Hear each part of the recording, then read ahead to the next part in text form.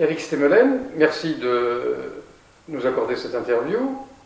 Eh bien, écoutez, si vous pouvez commencer par vous présenter et nous dire un petit peu votre parcours. Mon parcours est assez étrange parce qu'il m'a amené à travailler pendant 15 ans à la télévision française, à France Télévisions, alors qu'auparavant j'avais fait des études de mathématiques, de statistiques, de sciences économiques,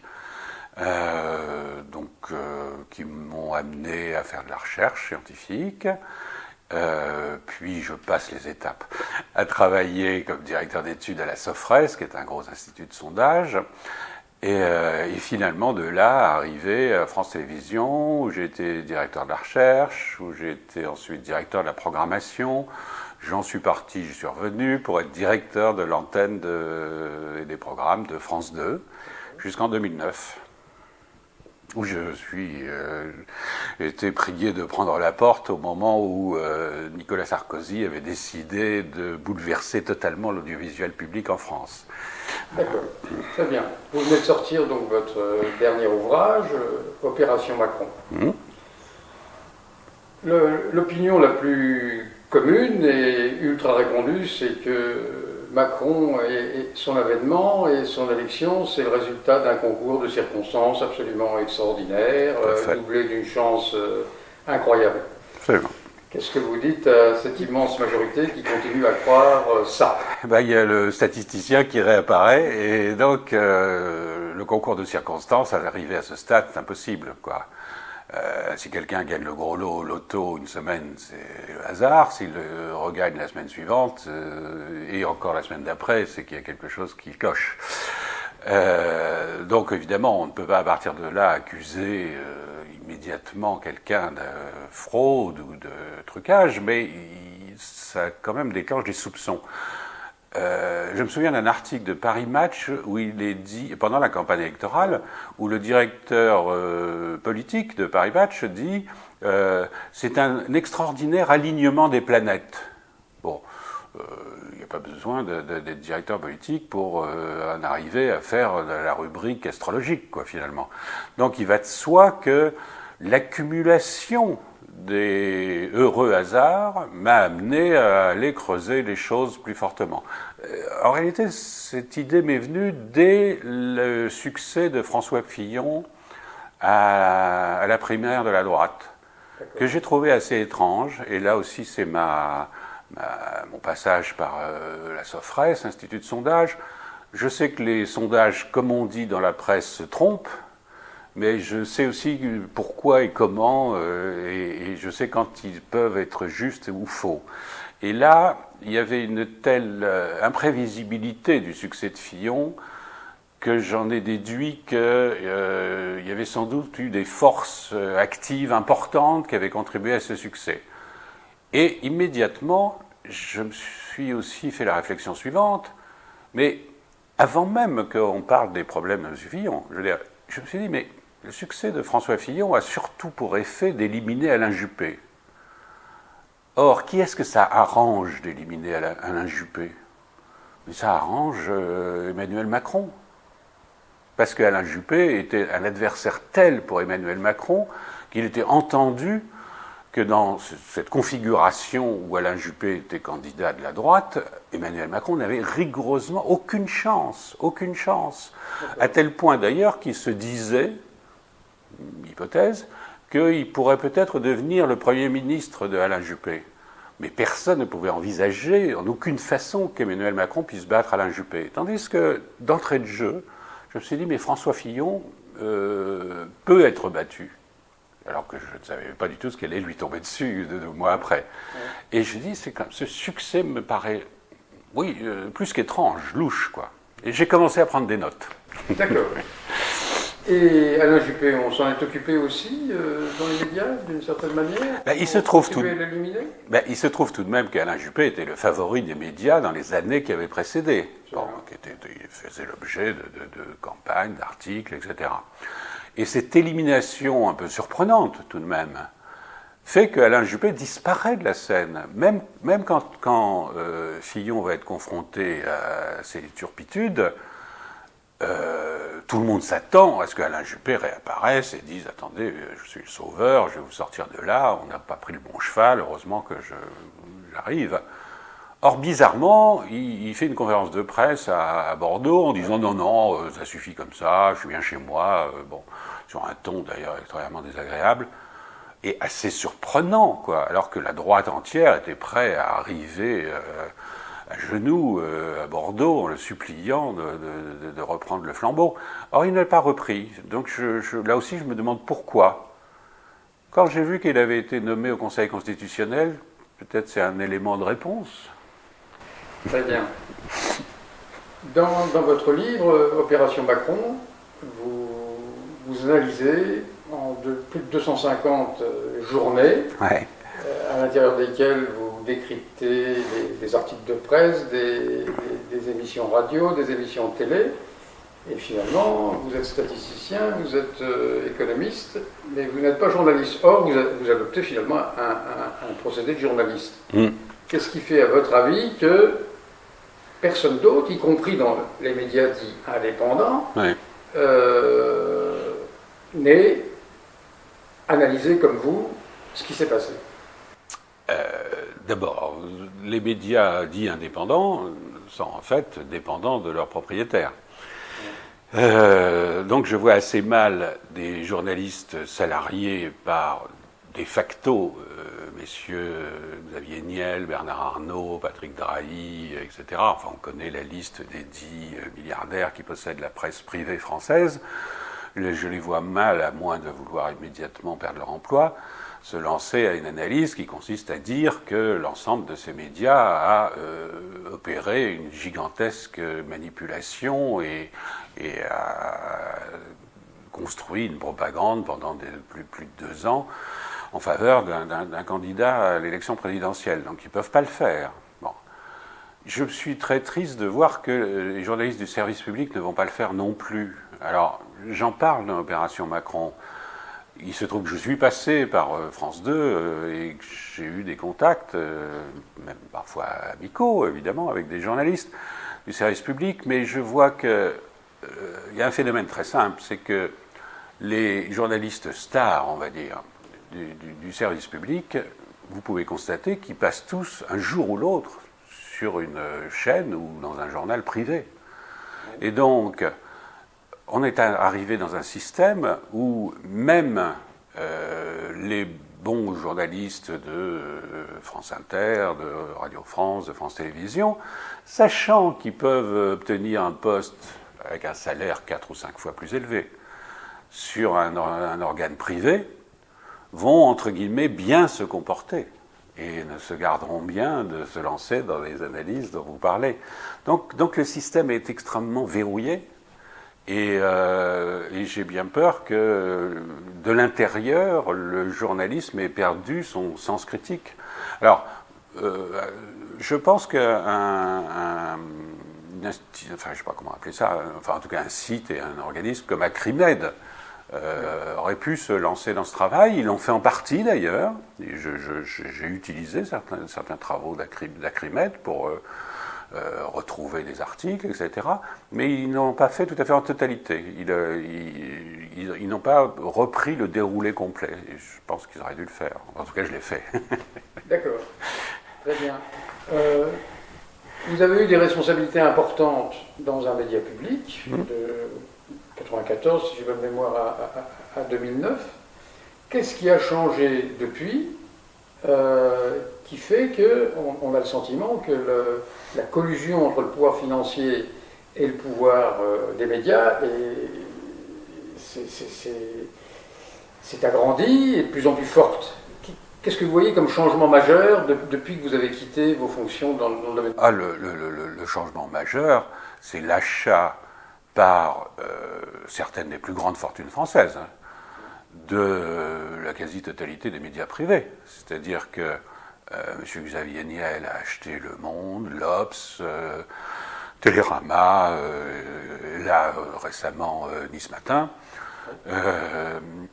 M. Patrick Drahi a acheté l'Express, l'Expansion, Lire, BFM TV, Libération, la radio RMC. Monsieur François Pinault était déjà, je crois, à l'époque propriétaire du Point. Monsieur Bernard Arnault a acheté tout de même Le Parisien, très gros tirage. Donc, j'en oublie, hein. Bon, donc vous voyez bien que la totalité de ces très grandes... Ce qui est intéressant, c'est que ce sont des très grandes fortunes. Ce qui se passait avant, et jusqu'effectivement à la fin des années, mettons, 90, c'est que certaines fortunes se construisaient par la presse. C'est-à-dire, il y avait des grands groupes, Amaury, des gens comme ça, des familles qui se construisaient une fortune parce qu'elles construisaient, Prouveau par exemple, elles construisaient un empire de presse. Là, c'est le contraire. Ce sont des gens qui ont construit leur fortune ailleurs, qui se mettent à acheter des médias, papier, télévision et radio. Donc on voit bien qu'il y a une mainmise du grand capital, comme on ne le dit plus, mais on a bien tort, même là du très grand capital, c'est quand même des gens qui ont des fortunes qui dépassent les 10 milliards d'euros.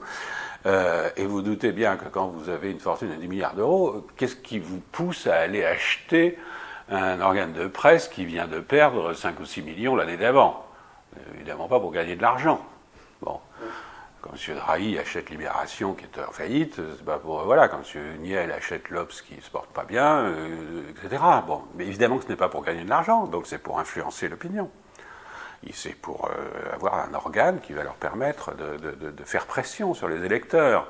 Or, il se trouve que ces achats ont quand même été considérablement multipliés dans les 2 années qui ont précédé l'élection. Donc à partir de 2014, il y a un nombre d'achats incalculable. Enfin là, je les cite dans l'opération Macron, il y en a pratiquement tous les mois.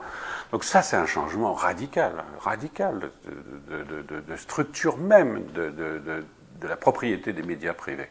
Et quant aux médias publics, il se passe le phénomène que je disais précédemment, c'est-à-dire que la multiplication, et en particulier des chaînes d'information, les 3 chaînes d'information privées, fait qu'il y a là un nombre de postes, je suis désolé de le dire, mais juteux, où nos brillants journalistes du service public vont pouvoir trouver l'occasion d'exercer leur talent moyennant des finances beaucoup plus élevées. Quand M. Pujadas passe de la présentation des 20h de France 2 de mon temps, où il était déjà bien payé, mieux que moi, entre nous, tout se dit.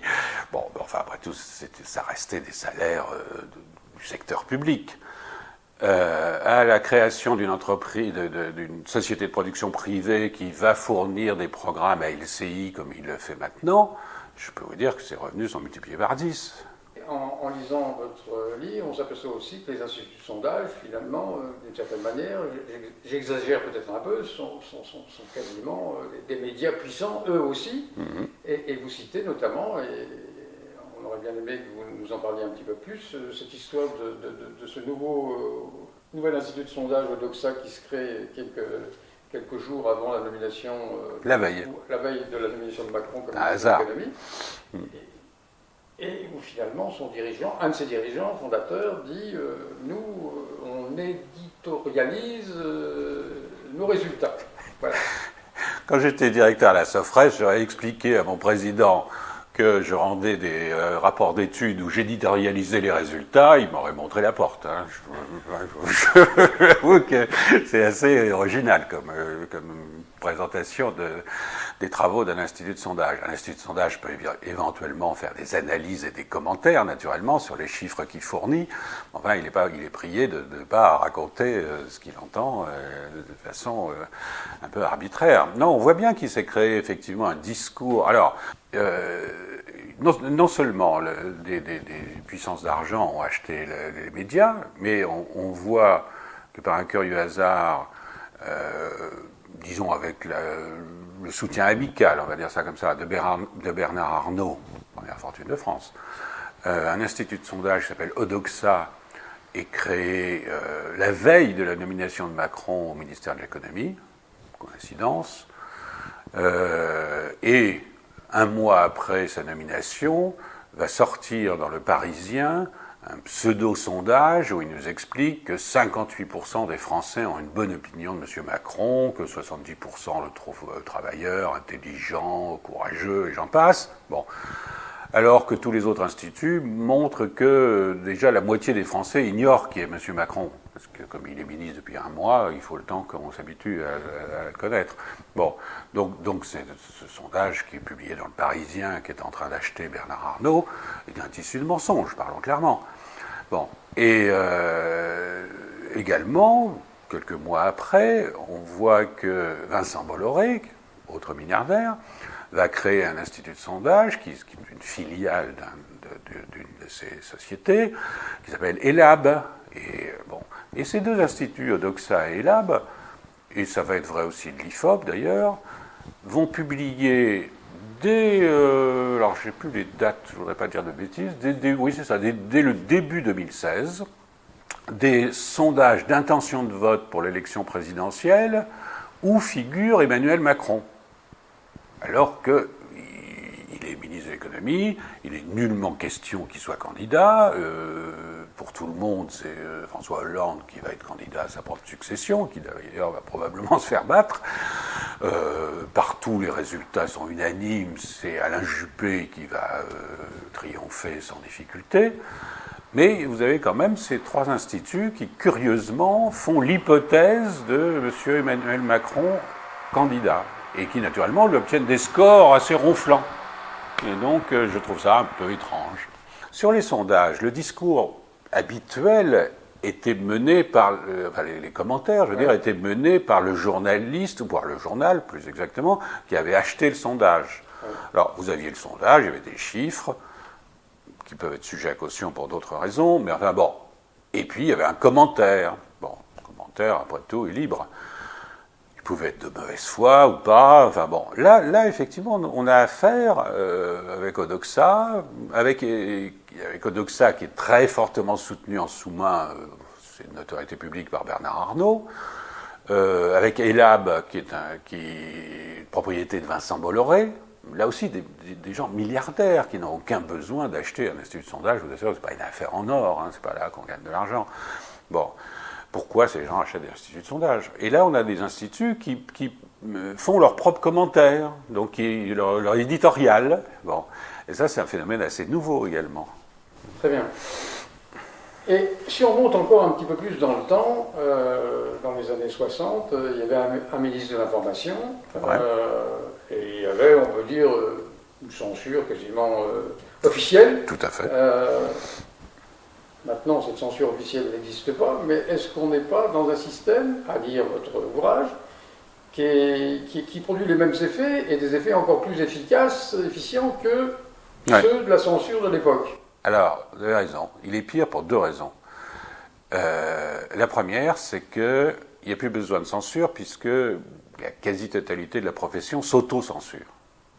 Alors, les échelons élevés s'auto-censurent par intérêt. Je pèse mes mots, hein, pour des raisons lucratives.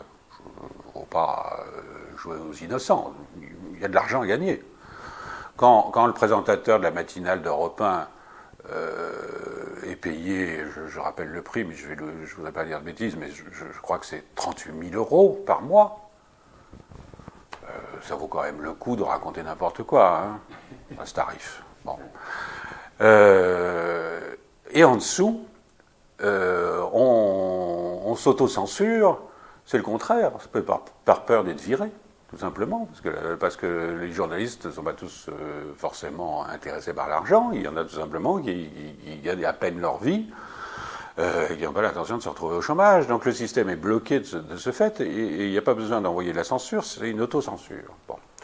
La deuxième chose, c'est que le système est plus efficace dans la mesure où il y a le copier-coller, pourrait-on dire, c'est-à-dire la reproduction sur des sources apparemment diverses du même discours.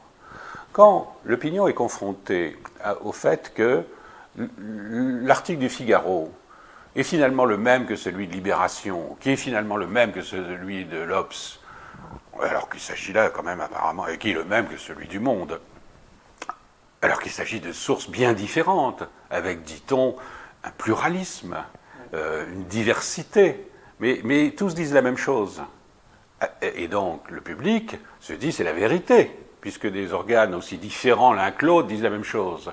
Sauf qu'ils n'ont rien de différent, ils appartiennent tous à des milliardaires, qui, eux, sont copains entre eux et n'ont pas besoin de se consulter pour dire la même chose, c'est dans leur cerveau.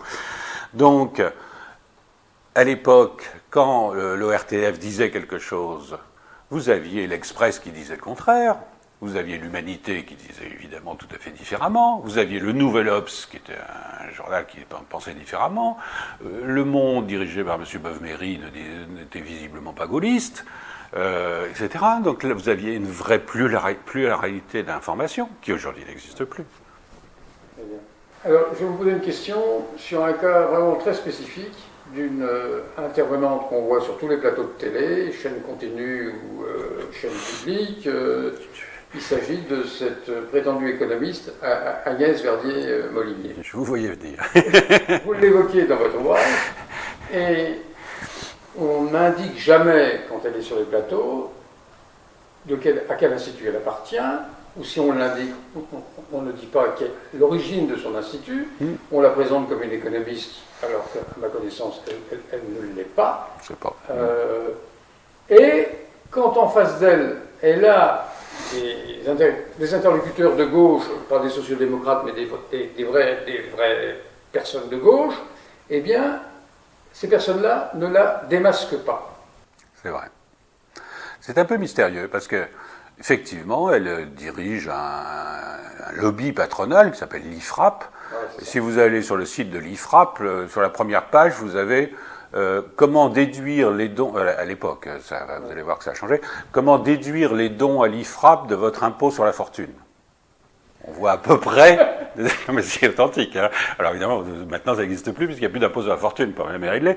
Bon, ça situait quand même à peu près ce qu'il y avait derrière. Bon, donc évidemment, c'est un lobby patronal pur et simple. Alors elle est présentée comme la directrice d'un institut de recherche, tant qu'à faire. Bon, mais elle n'est pas la seule. C'est ça qui est absolument terrible, c'est que sont souvent confrontés à effectivement des hommes politiques plutôt de gauche, des économistes.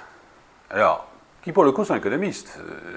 Et on dit, bonjour, monsieur X, pas les noms, mais enfin, ils se reconnaîtront, puis il y en a suffisamment. Bonjour monsieur X, vous êtes professeur à l'université Paris-Dauphine, voilà, vous allez poser des questions à monsieur Mélenchon. Bon. Et M. Mélenchon omet de signaler que M. X est également fondé de pouvoir de la Banque Lazare, membre du comité de surveillance de BNP Paribas, conseiller privé de Thales ou des choses comme ça. Bon, et ceux qui sont tous. Il y a un livre qui s'appelle Les économistes à gages qui est paru il y a quelques années, qui dit ça très très bien, qui en fait la liste, et voilà. Et donc c'est très, pour moi, je ne comprends pas, je vous le dis franchement, je ne comprends pas pourquoi on ne signale pas systématiquement, quand on est interrogé ou confronté à ces personnes, qui sont en fait des représentants souvent d'un milieu bancaire ou d'affaires. Un jour, je ne sais plus quel économiste était interrogé sur France Inter au téléphone sonne, il y a quelques années déjà, je téléphone et je dis que je veux poser la question de savoir pourquoi il n'était pas été précisé au début de l'intervention de ce monsieur qu'il était justement membre d'un conseil de surveillance d'une banque. Naturellement, je ne suis jamais passé à l'antenne. D'accord. J'aurais dû dire, je voudrais demander au professeur s'il pense qu'il y a trop ou pas assez de concurrence parfaite en France. Je suis sûr que je serais passé, là. Alors justement, ces personnalités, ces personnes de gauche, vraiment de gauche, est-ce qu'elles ont... Quelles solutions ont-elles? Puisque de temps en temps, on les invite, mais le plus souvent, elles se font démolir. Bien sûr. C'est un véritable guet-apens, oui. vu de ma chapelle. Bien sûr. Alors, est-ce que ces personnalités de la gauche devraient faire grève vis-à-vis des médias dominants? Moi, j'en ai parlé, effectivement, à quelques-uns. Ils disent, mais que veux-tu qu'on fasse? C'est le seul moyen, quand même, de faire passer un peu un message, malgré tout, de faire progresser nos idées. L'argument se tient. Personnellement, je pense que l'organisation d'un boycott systématique pendant quelque temps, avec évidemment une manière de le faire savoir sur d'autres méthodes, les réseaux sociaux, et puis la presse serait bien obligée d'en parler malgré tout, Mais il faudrait que ce soit organisé par l'ensemble d'un mouvement politique et qui propose un boycott absolument général. C'est-à-dire qu'ils ne disent pas « je vais aller parler sur France Inter et pas sur Europe 1 parce que j'aime bien M. Demorand et j'aime pas M. Kabache, je ne sais quoi ». Non, il faudrait faire une dénonciation générale. Et la limiter dans le temps, dire voilà, ce mois-ci, nous avons décidé de, etc. Je pense que ça ferait le plus grand bien et que peut-être le mois suivant, il serait accueilli avec un petit peu moins d'hostilité et de hargne, parce qu'il y a quand même des interviews qui ressemblent étrangement à une séance de l'Inquisition du Moyen-Âge. Hein. Enfin, je veux dire, c'est à peine s'il n'y a pas les tenailles au fer rouge. Et donc, vous avez des journalistes, je ne vais pas en nommer plus que ça, hein, bon, enfin, tout le monde les connaît, les journalistes qui arrivent en disant Monsieur Mélenchon, vous êtes un partisan du Venezuela, qui est une immonde dictature atroce, où les gens meurent de faim dans un état de pauvreté dérisoire. Qu'en pensez-vous ? Alors Monsieur Mélenchon commence à dire enfin, qu'est-ce que c'est que cette question ? Et qu'est-ce que c'est que cette histoire ? Ça n'a rien à voir. Et le journaliste lui rétorque mais je vous pose simplement une question, monsieur, je fais mon métier. Voilà, tout ça sur ce ton, et ça dure pendant 20 minutes. Moi, je serais confronté, ce qui ne m'arrivera jamais, à cette situation où je me lèverais, je partirais gentiment en disant bonsoir, messieurs les censeurs, comme ça a été dit il y a très longtemps à la télévision française, ça doit faire 50 ans. Non, mais c'est vrai, il faudrait avoir une position qui ne consiste pas à engager la polémique avec eux, ce que fait l'homme politique dont je viens de parler, et je trouve que c'est assez maladroit, parce qu'évidemment, ça crée une cacophonie, ensuite c'est lui qui passe pour être un type agressif et violent, bon, et donc c'est pas du tout productif. Donc il faudrait simplement, si la question est outrancière, se lever et partir, et éventuellement organiser un boycott pendant quelque temps, quoi. D'accord. Une autre question sur les médias. Donc, ils sont possédés par des milliardaires, mais on constate, on n'en parle pas tellement, que des super organisations comme Facebook, par exemple, payent ces médias importants comme Le Figaro, le groupe Le Monde, etc., pour produire, pour eux, pour Facebook spécifiquement, par exemple, des vidéos, des émissions spécifiques. Alors finalement, est-ce qu'au-dessus de ces médias dominants, il n'y a pas encore une superstructure qui fait que on se demande bien quelle perspective on va avoir pour la pensée libre ? Je pense pas. Je le crains, mais je pense qu'on n'en est pas tout à fait là. À la fin du livre, je fais le bilan en termes d'audience de la presse écrite. Parce que la presse écrite française, et la presse écrite française, en fait, elle a maintenant des supports informatiques. Et donc, elle est lue à la fois sous la forme papier, sous la forme ordinateur, tablette, smartphone, etc. Et sont des organismes de contrôle qui sont en fait financés par le monde publicitaire. Donc les chiffres qu'ils obtiennent sont justes puisqu'il y a un enjeu financier important. On s'aperçoit que des organes comme Le Monde, Le Figaro, etc., ont 20 millions de lecteurs, plus de 20 millions de lecteurs par mois, sous toutes les formes. Ça dépasse très largement tous les réseaux sociaux, hein. Donc la puissance de ces organes de presse est encore extrêmement importante. Et quand vous regardez les sites les plus consultés, vous retrouvez les grands titres de la presse française. Et les sites marginaux ou contestataires, etc., mais sont infimes à côté. Alors qu'on baratine beaucoup sur les réseaux sociaux. Mais ces réseaux sont extrêmement, alors vous le signaliez, effectivement, occupés par la presse traditionnelle.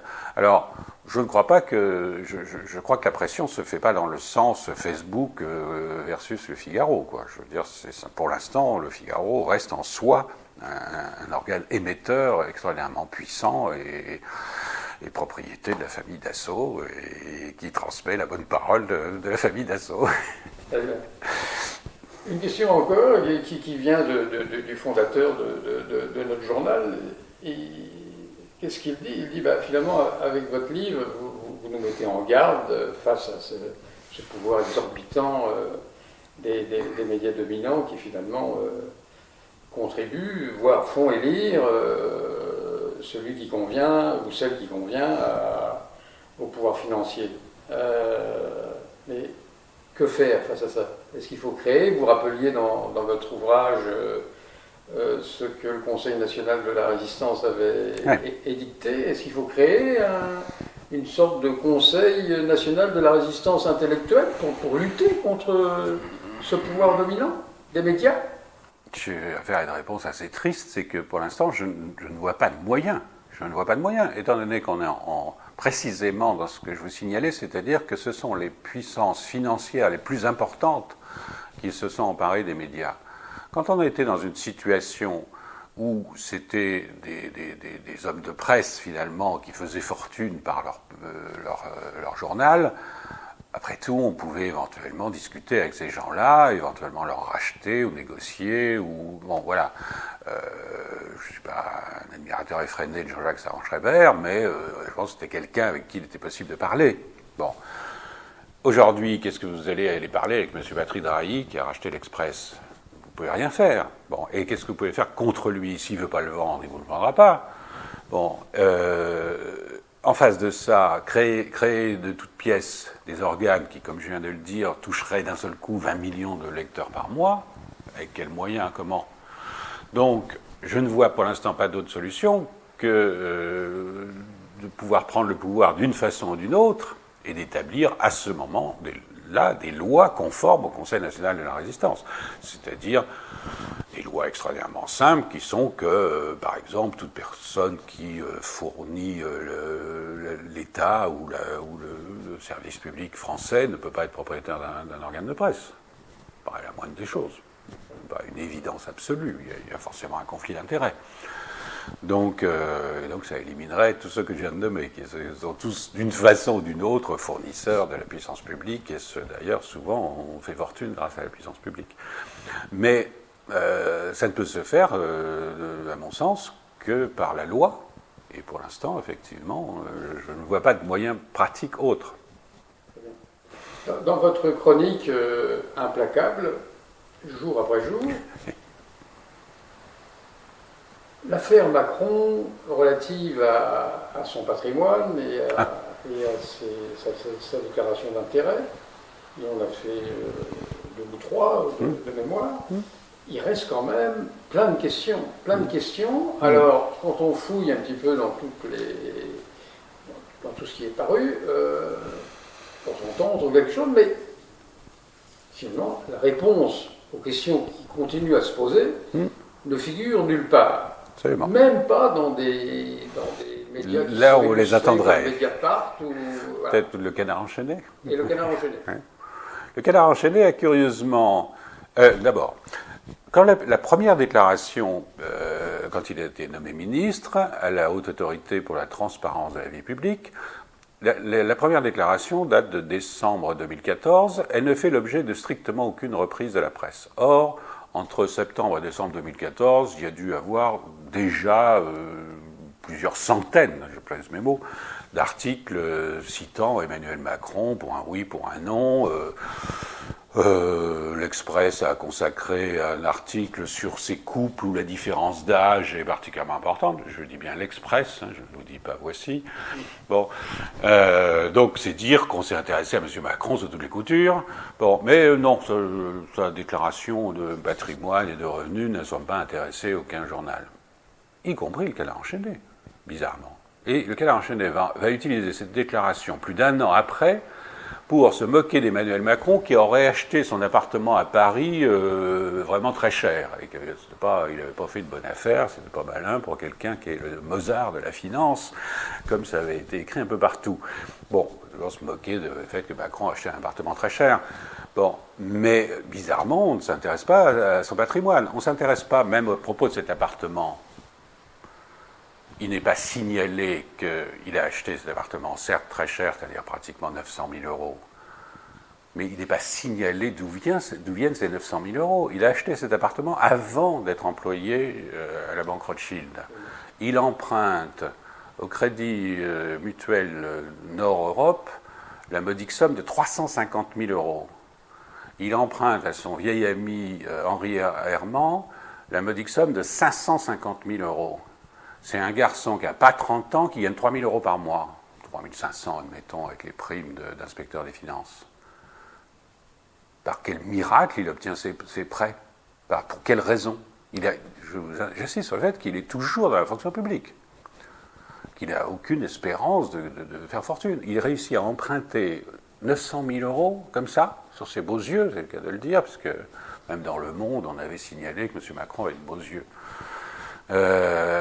C'est très étrange. Ensuite, il va rentrer effectivement à la banque, il va gagner pas loin de 3 millions d'euros, et à la fin de tout ça, dans toujours les déclarations officielles, il apparaîtra, quand il quitte le ministère de l'économie, que son patrimoine net est nul, est égal à zéro. Compte tenu des emprunts qu'il a fait d'un côté et des placements divers qu'il a de l'autre côté, patrimoine réel, net, zéro. Quelqu'un qui a gagné plus de 3 millions d'euros en 2-3 ans, c'est quand même assez étonnant. Alors pendant la campagne électorale de 2017, on lui posera la question. Il répondra un de ses porte-parole répondra « Oui, c'est vrai que Emmanuel Macron a beaucoup dépensé. » Je fais le calcul, ça fait quand même la bagatelle de 1 300 euros par mois. Pardon, vous voyez, je n'y arrive même pas. Par jour. Bon, 1 300 euros par jour, effectivement, il a beaucoup dépensé. Hein. Bon, surtout qu'à l'issue de tout ça, il ne lui reste rien. Ni son appartement, il a revendu, il n'a même pas une voiture, il n'a pas un objet de luxe, parce que tout ça doit être déclaré. Il n'a pas un tableau, des bijoux, etc. Tout ça devrait être déclaré. Donc il n'a rien. Et donc il a beaucoup dépensé, voilà. Et ça va passer comme ça, comme lettre à la poste, et plus personne n'en parlera, et on n'en parle toujours pas, et on ne sait toujours pas où est passé cet argent, et voilà. Et je suis quand même très surpris que, oui, des organes qui se préoccupent de savoir le prix de la bouteille de vin sur la table du président de l'Assemblée nationale pourrait se demander comment M. Macron a dépensé autant d'argent en si peu de temps. La question est encore posée. Finalement, qu'est-ce qui vous a coûté qu'est-ce qui a pris le plus de temps? Écrire votre livre ou trouver un éditeur? À peu près autant, même plus de trouver un éditeur. J'ai fini ce travail donc fin 2017, oui, parce qu'il a été élu en 2017. J'avais commencé fin 2016 et j'ai fini fin 2017 et début 2018, l'année dernière. J'ai envoyé le manuscrit à quelques amis en disant « Qu'est-ce que vous en pensez ?» J'ai eu des retours sympathiques, on va dire enthousiastes, et donc les amis en question, sont des gens éventuellement connus, l'ont proposé à des éditeurs plutôt sympathisants, donc réputés pour éditer des livres d'opposition, des livres contestataires, des livres anticapitalistes, etc. Moi-même, de mon côté, j'ai envoyé le manuscrit à différents éditeurs. Enfin bon.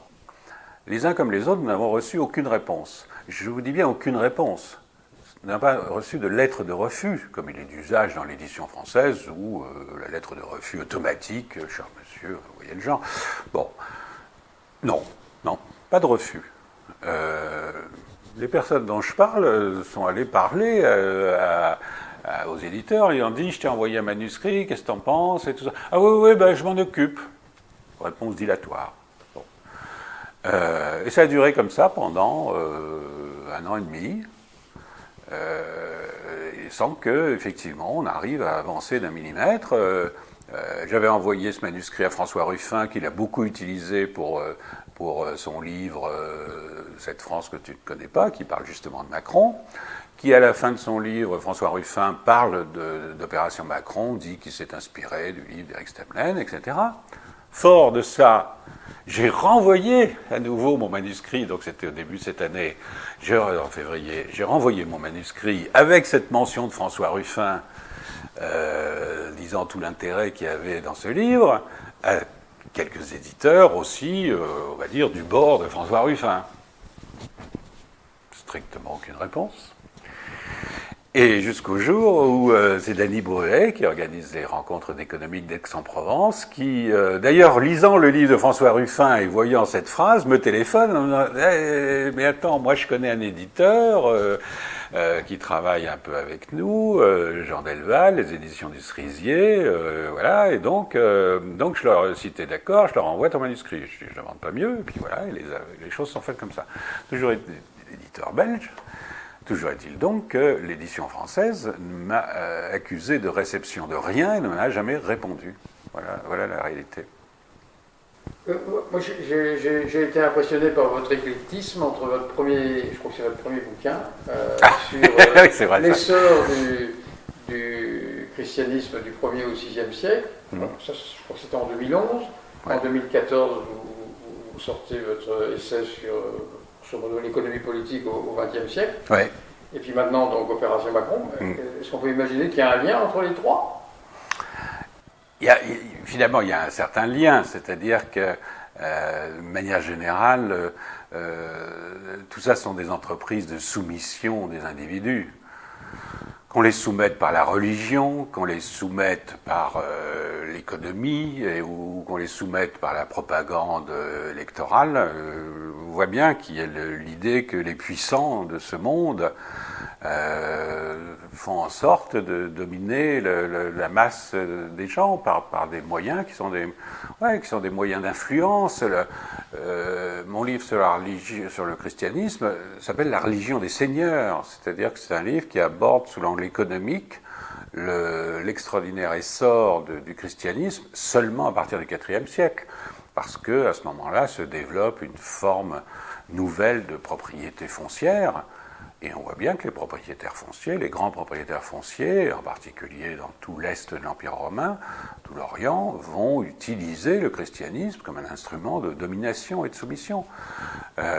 Donc oui, c'est ça le trait commun, c'est cette capacité des personnes qui dominent économiquement à imposer leur point de vue idéologique à l'ensemble de la population. Très bien. Alors, finalement, comment sortir, autrement que par un changement de régime politique, finalement, comment sortir de cette mainmise absolue des médias dominants et des milliardaires qui les détiennent? Comment faire? Je vous l'ai dit, on ne pourra le faire que par la loi, et en attendant, on ne peut le faire qu'à la marge. C'est-à-dire, on peut écrire des livres, on peut faire des articles, on peut faire ce que vous faites, on peut créer des sites d'information, on peut communiquer autour de soi. Ça reste un travail légèrement artisanal, mais malgré tout, qui petit à petit, n'est-ce pas, les petits ruisseaux d'une part, et d'autre part, si on ne fait rien, par définition, on perd. Donc faisons quand même quelque chose, mais en sachant que nous n'aurons jamais les moyens extraordinairement puissants de ces milliardaires. Merci Eric Stéphane.